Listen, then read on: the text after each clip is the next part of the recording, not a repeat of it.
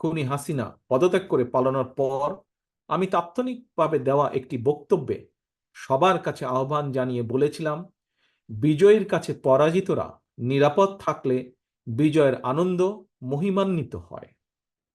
তবে আমি খবর পেয়েছি দেশের কোনো কোনো জায়গায় কিছু কিছু অনাকাঙ্ক্ষিত ঘটনা ঘটেছে। এ প্রসঙ্গে আমি আবারও আপনাদের কাছে বিনীত আহ্বান রেখে বলতে চাই, ধর্মীয় কিংবা রাজনৈতিক কারণে কোনো ব্যক্তি বা গোষ্ঠীর প্রতি প্রতিশোধ কিংবা প্রতিহিংসা পরায়ণ হবেন না। বিশেষ করে সংখ্যালঘু জনগোষ্ঠী কোনোভাবেই যেন হেনস্থার শিকার না হন, সেটি নিশ্চিত করা আপনার আমাদের সবার দায়িত্ব। কোনো ধর্মীয় উপাসনালয় ক্ষোভের বহিঃপ্রকাশ ঘটাবেন না এবং ব্যক্তি স্বার্থে রাষ্ট্র এবং সমাজে মানুষে মানুষে ঘৃণা, হিংসা, বিভেদ ছড়িয়ে